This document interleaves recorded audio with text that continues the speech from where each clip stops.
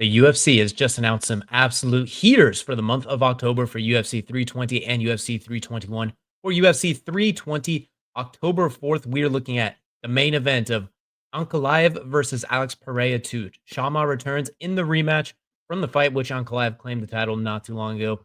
Big fight at the light heavyweight division. Honestly, it's kind of the only fight to make. The light heavyweight division's a little in flux, especially at the top two. There's not a whole lot of other captivating options, so this makes a ton of sense. Alex has been on an absolute tear basically his entire UFC career and going on an absolute run for the greater part of the last 2 years, taking so many fights on short notice. Let him get this one back, coming off some time off as well. Incredible main event for UFC 320, October 4th in the T-Mobile Arena. Excited for this one. Can't wait. Hello, Alex. He's got to start maybe taking a little bit of a jog here or so. Maybe cut back a little bit on some of the good food he eats around the world, considering he was at about 247 in one of the videos that surfaced this last weekend when he stepped on a scale. So the diet starts now, Alex. You got to get down to 205. You're not fighting Tom. Yeah, you're not a heavyweight yet, but this is a perfect fight to make. Perfect timing as well. I like giving Alex a little bit of the time off. October is still about 2.5, 3 months away. Plenty of time. And for the co-main event, the heater continues on this one. Merab Dvalishvili taking on Corey Sandhagen, champion, arguably the greatest bantamweight of all time with the absolute tear he has been on. Taking on Corey Sandhagen, really the only contender he hasn't fought yet at this point and beaten. There's still other fights I would have liked from Merab. I still want that Alexandre Pantoja super fight, but it's not going to happen. So this is the next logical one to make. Sandhagen presents a little bit of dangers. Just the flying knees, the spitting attacks, the very dynamic the dynamic game he has on the feet, the ability to strike from all different angles. His footwork to bounce around the octagon. He's going to have to be on his bike to keep Merab off of him if he wants to have a chance. Very dynamic off his back, too, a triangle submission attempts. What worries me about him is a lot of times when he's faced with these top-ranked guys like Aljamain Sterling, Umar Nurmagomedov, just so on and so forth, it feels like he just always comes up just a little bit short. Piotr Jan, for example, like, he always seems like the guy that's just on the outside looking in. I get it. He hasn't had a chance yet.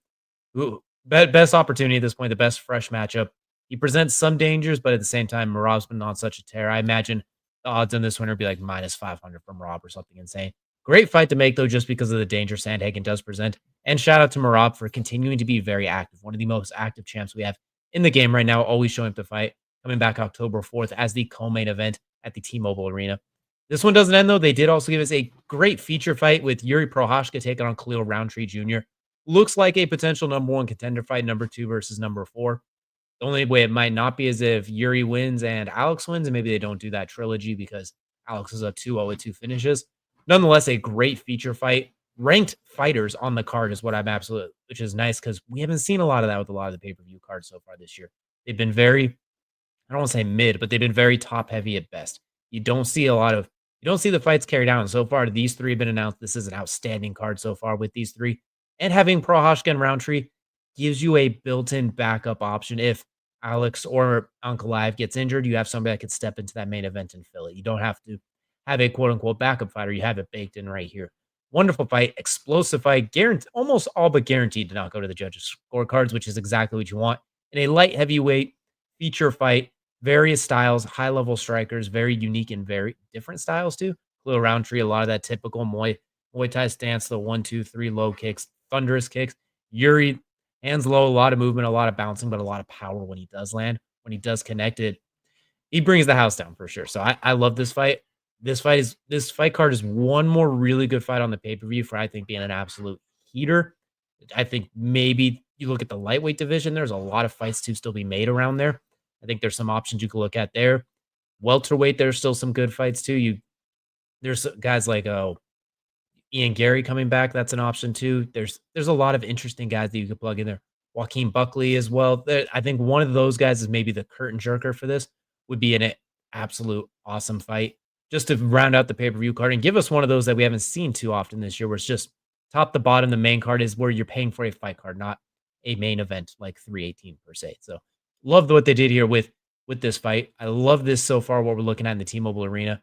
However, we're not done yet, though. This isn't all that they announced. We have another fight announced as UFC 321 Abu Dhabi, October 25th, the main event. Tom Aspinall, the undisputed heavyweight champion getting a chance to defend his title for what should be the like second or third time, but for will be officially his inaugural defense against Ciryl Gane.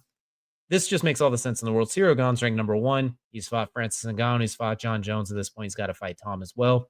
Let the heavyweights kind of shake things out a little bit, get another contender in there. Right now, it's Derek Lewis, I guess, is the guy that other person you'd plug in there. But wonderful main event. It's kind of closer to home territory for both of them, being from Paris and from the UK, so they don't have to go quite as far as like if they had to go to the T-Mobile Arena, for example. Wonderful fight. I'm excited. I'm curious to see what kind of game plan Tom implements. He has been off for quite a while because of the situation at heavyweight. So I'm curious how if there's going to be any ring rust, if he's going to still have that blitzing style where he gets people out of there early, or if he's going to take it a little bit slower, especially with the footwork of Gane, who is also a very good kickboxer himself. Normally, the way to beat Gane is you got to drag him into the trenches.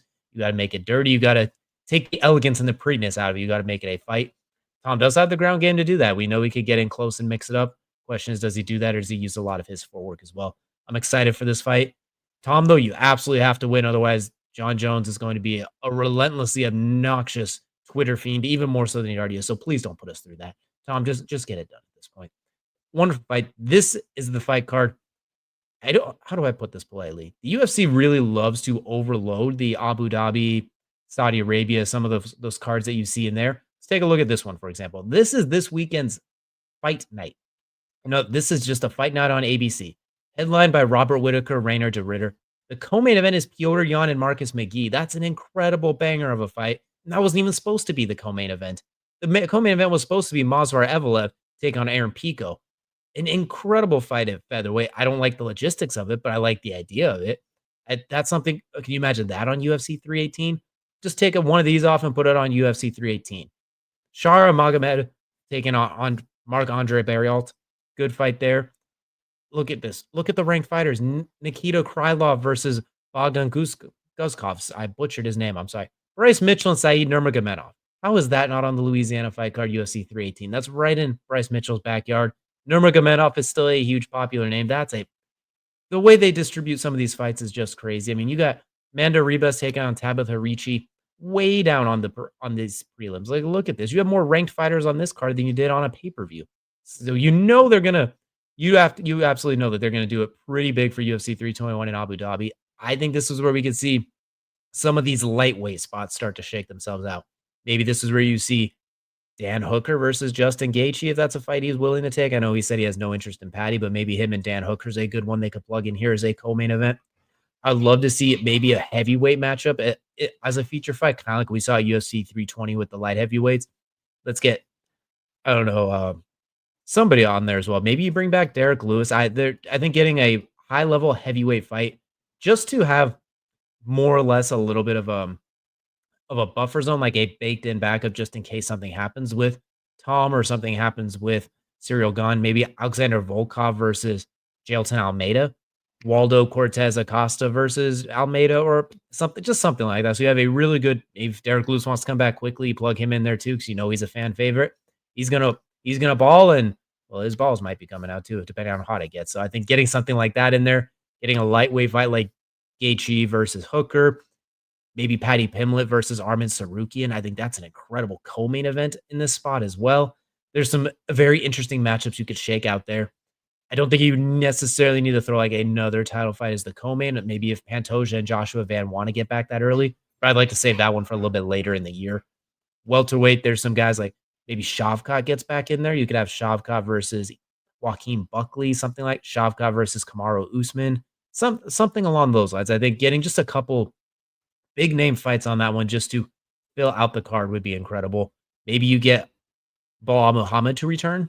Maybe this is a spot where he returns. You get him and Kamaru Usman. That's a huge fight with some already built-in rivalry and built-in promotion done there. Shavkat, Sean Brady. Like, there's some really good options at welterweight, some guys to shake things out. Even at middleweight, you could have something along the lines of Imavov versus Kyle Barallo, something like that. Jared Cannon. There's some really good options they could have here with some open schedules moving down. You still have guys like Max Holloway and Charles Oliveira. You could fill in the cards down the back half of the year. So I think right now would be a great time for them to start really filling out these cards with some ranked fighters, some contenders in there as well. There's a little bit of a backlog and some especially at lightweight, a little bit at heavy, welterweight, excuse me, even featherweight. You can maybe get Movsar Evelev versus Lerone Murphy on there, and then get Aaron Pico versus maybe someone else in the rankings, like Patricio Pitbull just jumped up in the rankings after his recent win. So there's some there's some really good I think there's some really good matchups to make here. It's a very good time, and I these main events that they've announced and co-main events, absolute heaters. I look forward to this. October is shaping to be one heck of a month in the octagon. Need everyone to stay healthy, though. My goodness, please, for the love of goodness, everyone stay healthy. If I'm not mistaken, I believe this is just 2 of the 3 pay-per-views that they have in October, if I'm not mistaken. Just because of the way it lined up, I believe they have that early one, October 4th. Yeah, they have an October 18th card as well. It doesn't look like that's just gonna be a fight night though, so never mind. It's not 3 pay-per-views, but you got 3 events in October. I think you really round these out nicely, but let me know down in the comments what you all think of this matchup. I do see Imavov versus Brawlo is actually already a fight night, so scratch that one. But as you can tell, the point remains there's a lot of really good matchups they could do to fill out these cards. I'm excited with the open schedules. I just need the fights to be made and to really fill out the rest of these pay-per-view cards because the top of them is looking absolutely awesome. Let me know down in the comments what fights you want to see and which matchups you think would make sense here. Thank you all so much for watching, and we'll see you all again next time.